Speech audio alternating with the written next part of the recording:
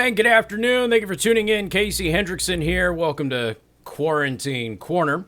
All right, so this has not been... I'm getting some weird, echoes on my video. So I just ran an update. I'll probably have to hop off and do a full reboot of my system.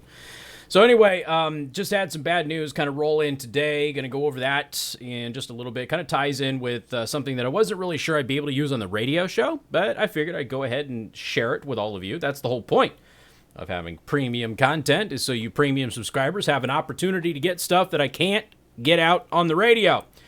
Before we do that, I would like to thank our sponsor, silverfoxart.com. If you want to have a unique holiday gift, so you're coming into Christmas and maybe you've got some relatives who ask you every single year, I can tell you from personal experience, that they want some kind of a family photo. But maybe you want to do something just a little bit better. You know, should you get a photo on canvas, or do you get it done on real wood in full color with backlighting? That's the way to do it. Make it a true piece to present on somebody's wall. That is an amazing gift. Go to silverfoxart.com. Let them know that I sent you. By the way, veterans always get 10% off over at silverfoxart.com. All right, so let me just tell you what ended up happening. And most of you know I was asked to write a letter yesterday. So one of the reasons that my live stream started late, so I did. This letter was to the St. Joseph County Commission. 3 commissioners were going to be voting today on what they should do as far as fines of businesses for the mask ordinance. And so I wrote the letter. I went ahead and I presented a really good case. I told everybody what that letter was yesterday on the show. If you missed it, I'm happy to read that letter for you today on the podcast, just in case. But I wrote the letter and I sent it off. You know, it's not something that I usually do, but I was asked. They said, look, this thing could be 3-0 in favor of fines, and we need you to write a letter. So I did. We converted at least one who had been on the fence. We converted at least one. Unfortunately, the other 2, one Republican, one Democrat, voted for fine. So it was a 2-1 vote. That came down today in St. Joseph County, Indiana. St. Joseph County Board of Commissioners Tuesday approved fining businesses that do not enforce face mask orders among employees. Businesses could be subject to fines of between $50 and $250, which could accrue for each day that the business remains out of compliance. Individuals who don't comply with the mask order would not be subject to fines. The health department also would not fine businesses for failure to enforce the mask order among patrons. The 3-person board approved the ordinance 2-1. Andrew Castilny and Dave Thomas voted in favor. Deb Fleming voted against. So there you go. Now, for the record, Dr. Einters is said that he still has a path in the courts to potentially go after individuals. So that's something that is still not dead in St. Joseph County. And so, I wrote the letter, and like I said, I went over it on the show yesterday, on the radio show, not here. If you missed it, you want me to go over it again, I'm happy to do that. But that vote happened this afternoon, so 2-1, they will start fining businesses now. That's where we're at in St. Joseph County. So I got a message earlier as people were speaking in the commission, and Dave Thomas, Wendy sucks. I know, I've made fun of Dave so many times for that. I don't know that I've ever met Dave. Dave's a Democrat, but look, it is. I know Commissioner Castilny. I know Commissioner Fleming. I know them personally, through work. They're not like, people come over to barbecues or anything like that, but I know them through work. And, I know Deb more than I know Andy, but, Andy and I have always been friendly and cordial with one another. And, to his credit, by the way, I have not been very kind to him on a couple of his votes over the years, and he has still maintained that cordialness, which I appreciate. But, the St. Joseph County Council, or not council, excuse me, County Commission, this is not the County Council, they're all crazy, but the County Commission is, they're one of those bodies in local government here in Indiana and in Michiana who just don't respect private property rights. That's just the deal. That's how they are. They're the ones that prevented you from being able to burn your leaves, and now you have to deal with a leaf pickup program that doesn't work and is constantly in trouble and constantly has problems and issues and everything else. They got this done before the new commissioners came in at the beginning of next year, because there's going to be some new blood on the county commission next year, and potentially things could have gone a little bit differently. I don't know.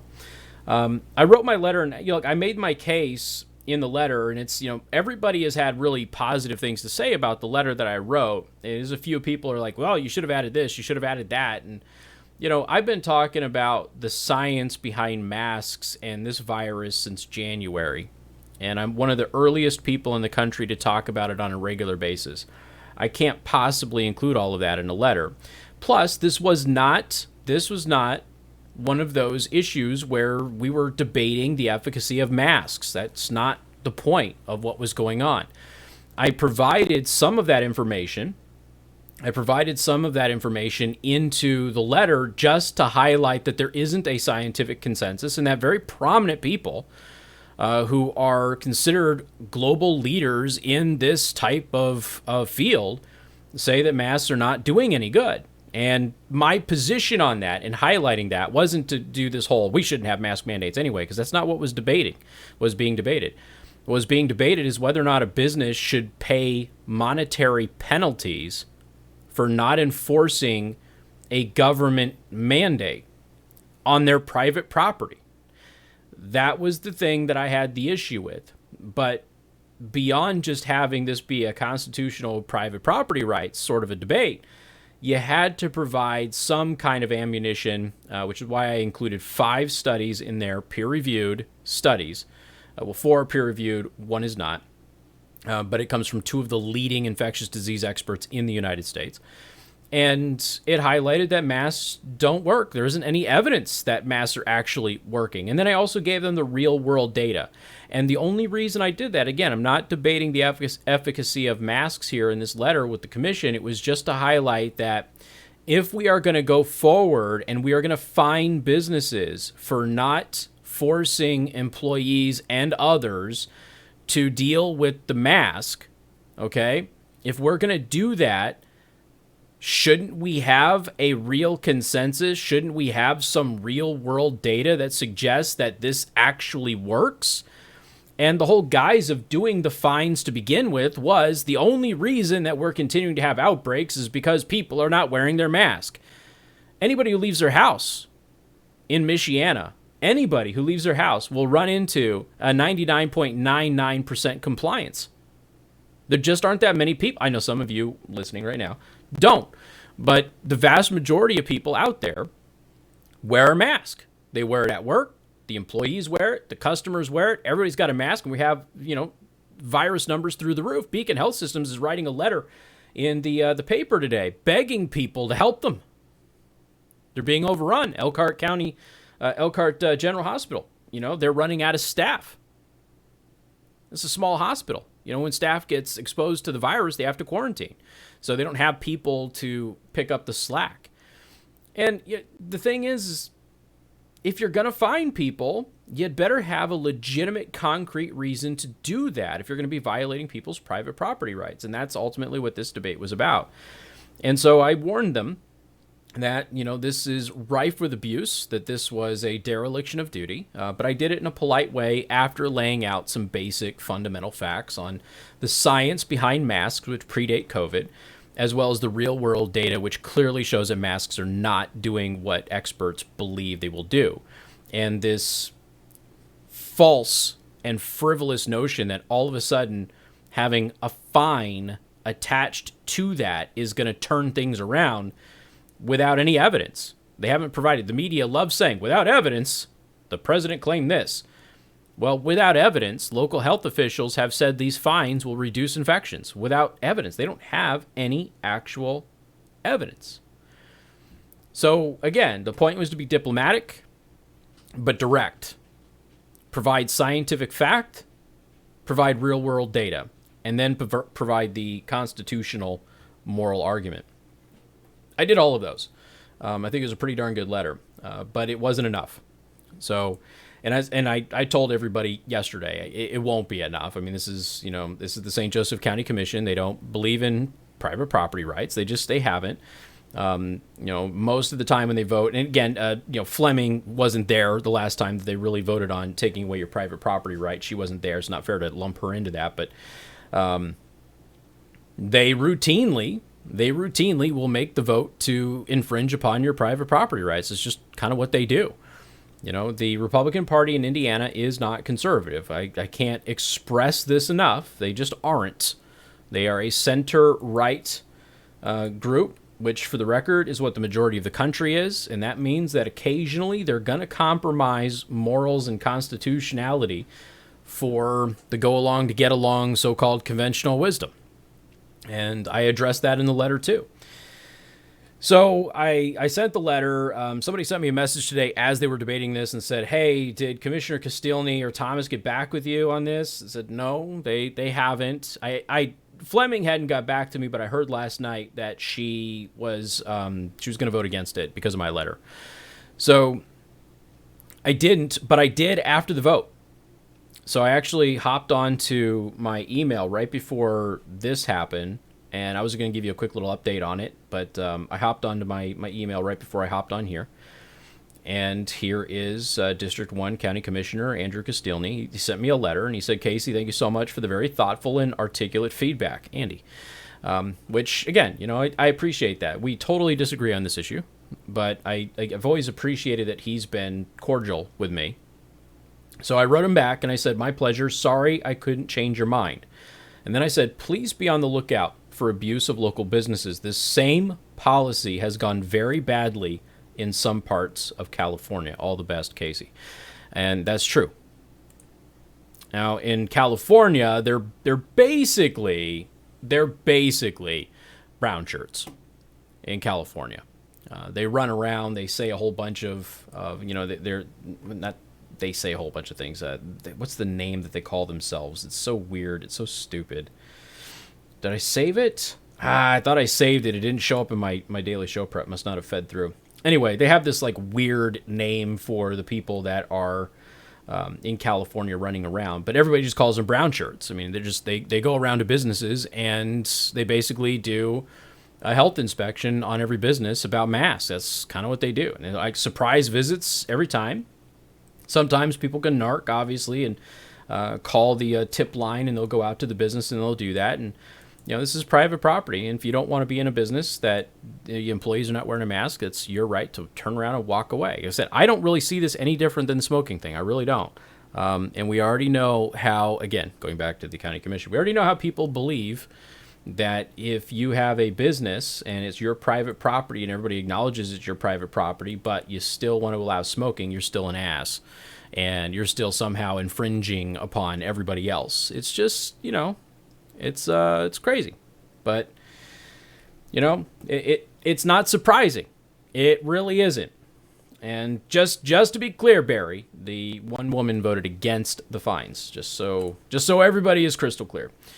And then I started thinking about this. I had this thread that I ran into on Twitchy.com, and I've been saving it. It happened this week. I've been saving it, and I'm just like, man, I just don't know if there's a way for me to really use this.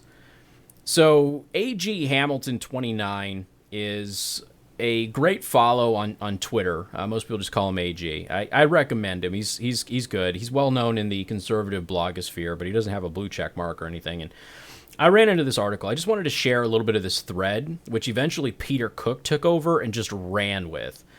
And that's what I thought was so intriguing. Some of the points that Peter Cook makes here is pretty neat. And who is Peter Cook? Essentially, with respect to nobody. He's not anybody who's famous or anything like that. It's just some person. But he just hit it out of the park.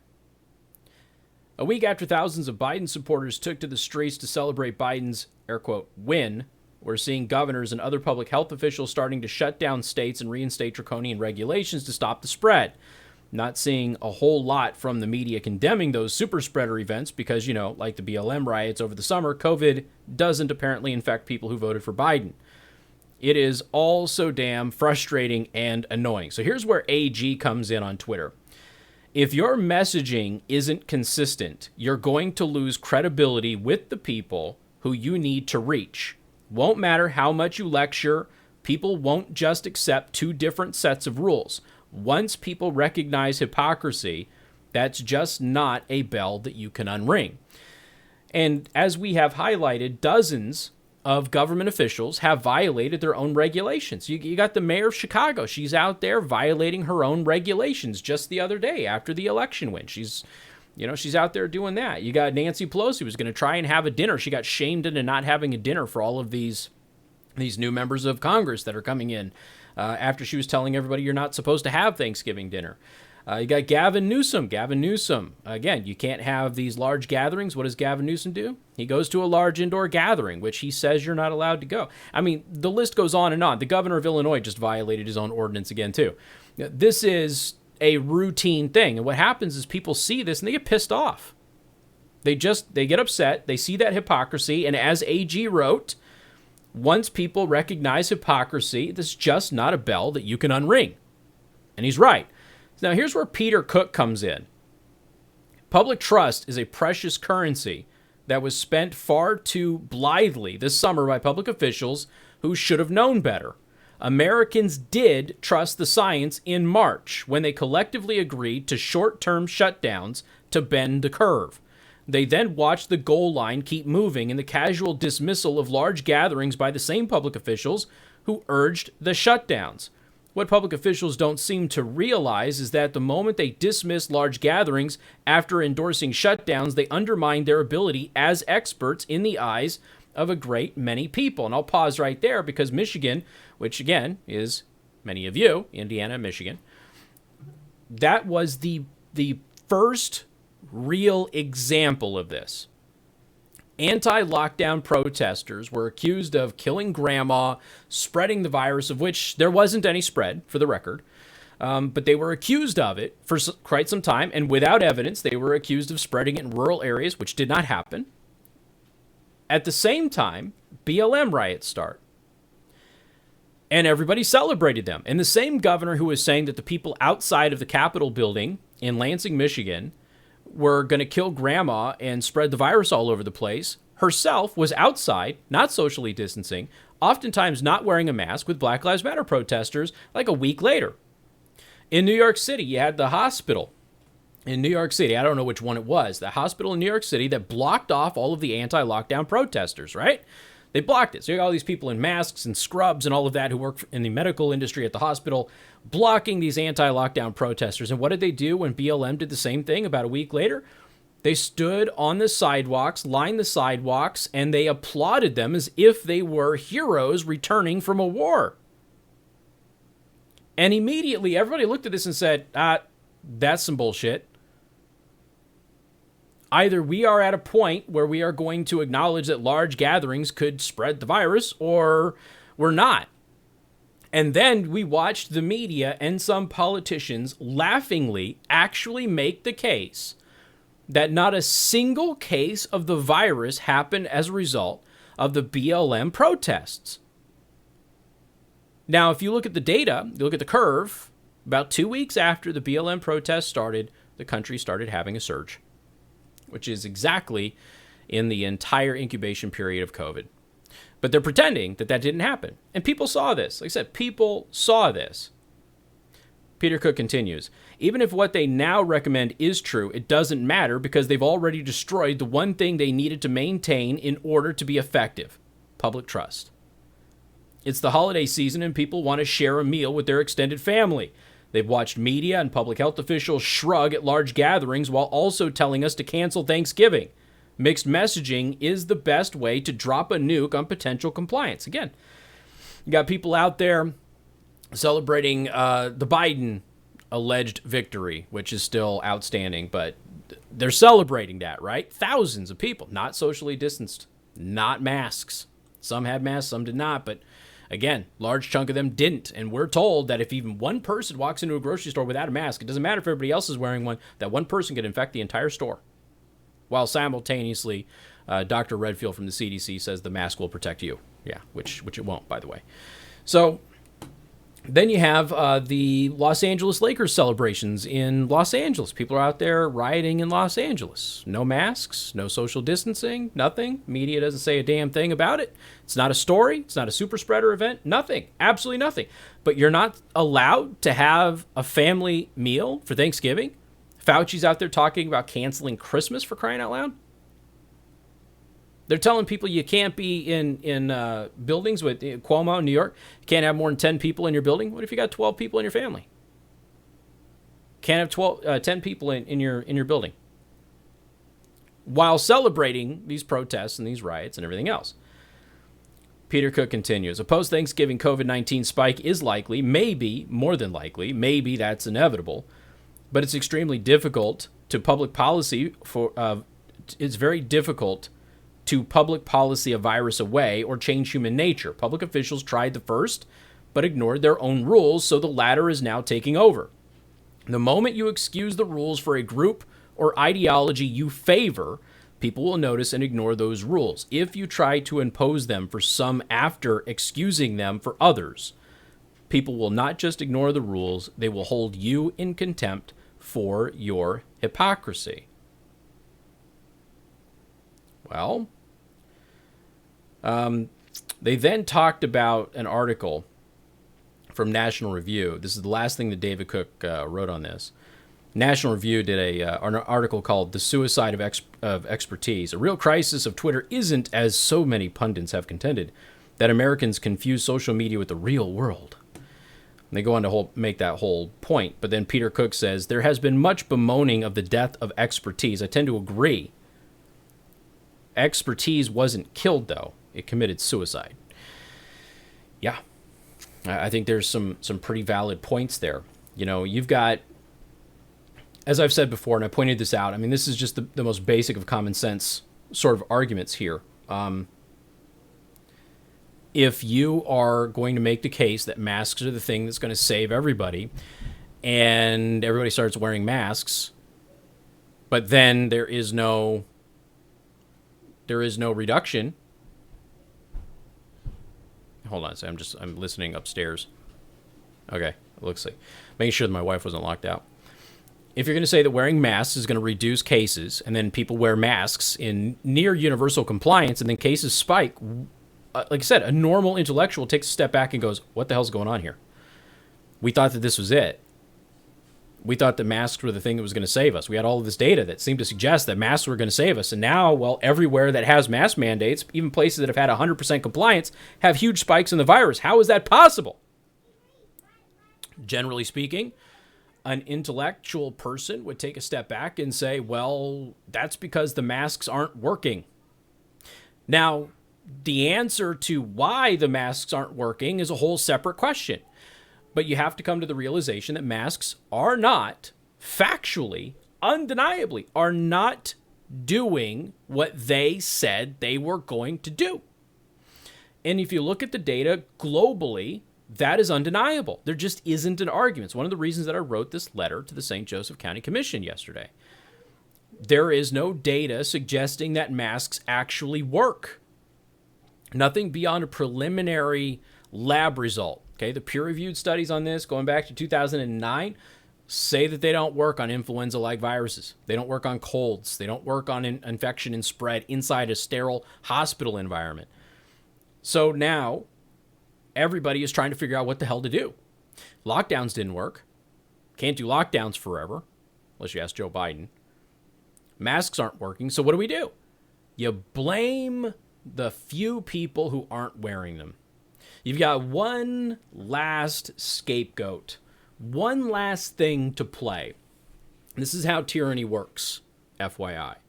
Not saying that Commissioner Castilny or Commissioner Thomas are tyrants. I'm saying that they are unwitting participants in tyranny. Not even because they're bad people, but because they're just, hey, they're trying to go along and get along and not face any political, backlash and say, hey, at least we tried, that sort of thing. But when you look at the real world data, you have to understand, I mean, this thing really hit the United States in March. It is now the middle of November. And our 2 weeks to flatten the curve is turned into, it's approaching, 280 days or something like that. And now they're telling you can't have Thanksgiving, you can't have Christmas. Nobody's traveling. 60% of the hotels in Indiana are facing permanent closure. 65% of all small businesses in the United States are never going to open their doors again. These are all really big problems. And if you can't look at it and you can't go, well, masks haven't worked in a single location on this planet, so maybe we should try something different. Doesn't mean that you tell people to stop wearing the mask. It just means maybe you re-educate now. Hey, you guys are wearing the mask, that's cool, but you're not washing them, and that's a problem. And even then, a clean, sanitized mask is almost ineffective. I mean, everything has to line up on your side perfectly for that mask to work. And as I said in the letter, we went from having a well-reasoned medical scientific discussion about masks being the least effective tool in your tool chest, but use them anyway because it gives you one little speck of an advantage over not having it, to becoming the primary source of protection. And what has happened since masks became the primary source of protection for COVID? Cases have gone through the roof. The moment the so-called experts told you masks were more important than socially distancing, masks were more important than staying home if you're sick, masks are more important than washing your hands and not touching your face, the moment the so-called experts told you that, cases went up. Which is exactly what all of these experts, including Fauci, warned you about in March. So here we are. But there's one last scapegoat. Why aren't masks working? Well, there's got to be a reason the masks aren't working, right? Well, what's the reason? It must be the 2 or 3 people who don't wear them. They're the ones causing the problem for everybody else. Everybody who wears a mask can't infect anybody. Everybody who doesn't wear a mask can infect everybody who does wear a mask, right? That's the logic that they use. So then they say, well, we've got one last thing to try. We can't get anything to work here, so we need one more scapegoat before they just go, I don't know. They throw their hands up and say, I have no idea what to do here. Which obviously, if you're a public health official or a politician, if you do that, your career's over. So what you do is you make a scapegoat. And the scapegoat are businesses and individuals who do not wear the mask or enforce the mask mandate, even though almost nobody is walking around in St. Joseph County not wearing a mask. There's a few, but almost nobody. They're the bad guys. So what you do is you institute fines, you go after businesses, you set the foundation and the framework to have brown shirts go and inspect them, which turns into, oh, hey, I'm here for the masks, but I also have the power to do other things, and I happen to notice that I don't like the way that you have this set up, or I don't like the way that you have that set up, or your fire extinguisher is expired, or whatever, and all of a sudden they take the place of other inspectors that businesses have to deal with and are scheduled on a regular basis, and you start running into real problems. That whole the road to hell paved with good intentions and all of that nonsense. But we've seen this play out a million times. And there has been, my letter back to Commissioner Castilny is there's been abuses of businesses in California. There's been plenty of stories coming out of California about businesses being harassed by these so-called brown shirts that are going by and inspecting these businesses. I don't want to see that happen in Michiana. But they have one last scapegoat before everybody comes for their scalp. So they're going to blame the people who obviously have absolutely nothing to do with any of this, and they're going to do what they can to put the full force of the law. Well, we're going to force these people to comply, and if we don't force these people to comply, we're going to fine people. There you go. All right. Well, it's almost like we should do that, right, Alex? Alex says maybe we should just tattoo the wrists of dissidents who don't comply with the mandates. And honestly, they're kind of talking about this.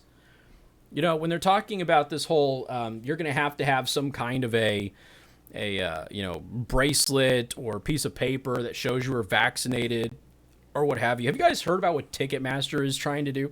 So Ticketmaster is trying to bring back concerts, right? And big events and things like that. So what they're doing is they're going to have a requirement for the vaccine for you to be able to attend these big events. There's just one problem with that. People who go to concerts are younger. Younger people aren't getting the vaccine, guys. They're not at threat or at risk from the virus. They're going to give the vaccine to people who work on the front lines of this, in the hospital staffs and everything else, and then they're going to give them to senior citizens after that. 20-year-olds who want to go to a concert are not going to get the vaccine. Probably not for another year, maybe 2. Who knows? They're not going to get it. It'd probably been 6 months if Trump stays in the White House, but if Biden's in there, it'll probably be 2 years, if it ever happens. It's absurd. And nobody, I saw one person, so everybody's like, oh, this is such a great idea, Ticketmaster. Oh yeah, golf clap. It's like, oh, golf clap. There was like one person that was, I don't even know who it was. One person who's looking at this and going, this is incredibly stupid because young people aren't going to get the vaccine for a very long time. So why even bother making this announcement, Ticketmaster? You're not going to be selling tickets to jack squat. Maybe there'll be a virtual resurrection of the Beatles or Elvis or something and get some senior citizens out there. It's almost like that South Park episode, where they had the night of the senior citizens or whatever, where they were running around and they're driving and everybody was scared to death. And it's like now young people won't be able to leave the house, but senior citizens who get the vaccine will be able to, and we'll all be prisoners in our own home. I mean, it is so ridiculous. There's no logic here. And part of it, I understand, is you don't know what to do. You're a public health official. Your job is to have an answer, and you don't have an answer. You're a politician. Your job is to fix the problem through legislation or what have you, but you don't have anything that can fix the problem. So you find a boogeyman. You find a scapegoat just to buy yourself a little bit more time. And then, if everything works out, so if the St. Joseph County Commission, they pass this thing, right? And by the way, I'm looking forward to the moment that we realize that not a lot of businesses get fined for this. I'm looking forward to that moment. You're actually going to see more businesses not comply now just because there's a threat of a fine. This is literally the version of America going, well, if you're going to fine me, screw you, I'm not going to wear the mask anymore, just to prove a point. So there will be more people, and that's why I said this would be counterproductive in my letter. There will be more people who won't wear the mask now than before this ruling today. Vote, I should say, not a ruling. Just because if the government's going to tell me to do something, I ain't doing it. There is for those of you who might be from other countries, there is a basic logic in the American psyche. If the government says it's a good idea, it probably isn't. And guess what? That is right way more than it is wrong. So that's kind of where we're at. There's one last scapegoat. One last scapegoat. You run into this too anytime you run into some idiot online. They go, wear a mask or people are dying. Well, if your mask worked, then people wouldn't be dying from me not wearing a mask, right? That's not how masks work. Well, they keep telling us that's how masks work. They keep telling us that masks protect you and people around you. See, they abandoned the whole masks don't protect you. They abandoned that whole logic, right? The CDC, even though they officially still say, as late October, that they've never said that your mask protects you from infection, even though their honcho, Dr. Redfield, sat there and said it. It's not official policy at the CDC. But the languaging, the messaging, everything has been telling the American people, your mask protects you and your mask protects the people around you. And I have seen countless articles where so-called experts that you've never heard of or low-level officials somewhere say, your mask protects you and everybody else around you. Okay, well, if that is the case, then my not wearing a mask should not affect you in any way. But then they default back on the original thing, which is the mask doesn't protect you from getting infected. You remember, for those of your listeners for a long time, and I know that most of you listening right now are, how much crap and pushback I got at the beginning of all of this when I was pointing out that, hey, look, masks don't protect you. They only protect other people if you're infected. Remember that? And people were blasting me for that. But that was the science. And it still is the science. So now their languaging has confused everybody. And the moment you point out that if a mask protects you and a mask protects everybody around you, then somebody not wearing a mask shouldn't infect you with anything because your mask works. then they default back to what is real, and that is the mask doesn't prevent you from getting infection, which is true. It doesn't. But they're hypocrites because they go back and forth between whichever argument suits their narrative. All you have to do is go through history, look at all of the examples of how you had something like this pass, and then you get abuse right after that. Heck, you could look at the Patriot Act. I mean, while we're here, might as well just look at the Patriot Act before I go. Patriot Act was designed to fight terrorism. What is the Patriot Act primarily used for? Drug offenses. It's almost never used for terrorism. It is used for drug offenses. Like 80% of the time. So, does that make the Patriot Act automatically bad? Maybe. Depends on how it's being used. Certainly been abused many times. But it wasn't intended to be this all-powerful tool that law enforcement can use against any criminal that they wanted. It was supposed to be specifically to prevent terrorist attacks in the United States. And that is not at all how it has been used. It was a good idea, I guess, right? Right after 9/11, theoretically, good idea, but here we go. And so now we've got California with a very similar ordinance to what St. Joseph County is doing. And there's been abuse of businesses in California. There's been some serious complaints in California. And now St. Joseph County, Indiana is doing the same thing. And ultimately, it will have no impact whatsoever on infection rates in the area. None. At the end of the day, you're just going to have to wait till it blows over. And they all know, at some point, it's going to blow over. At some point, naturally, the virus will decline. And they're just hoping to hold on, have another scapegoat, just long enough to where those numbers start to turn downward again, that they can take credit for it, just like they tried to do back in August when they tried to take credit for the mask mandates causing a reduction in numbers in Indiana here and in the United States in August. And they've had to retract all of that. They just hold on just long enough. You're the bad guy. You're the bad guy. Give us time to let this new policy work because these people are not adhering to the policy. And then eventually the trend naturally goes down. And they go, see, we told you. Just like with the masks. They tried to take credit for all of those reductions in cases in August. And they said, oh, it's the mask mandates that do it. Oh, okay. Well, here we are in the fall. And guess what? We've got a surge of the virus as predicted back in March, April, and May. In the fall, we're going to get hit again. And here we are. Getting hit again. Oh, by the way, the second spike might be worse than the first. All right, well.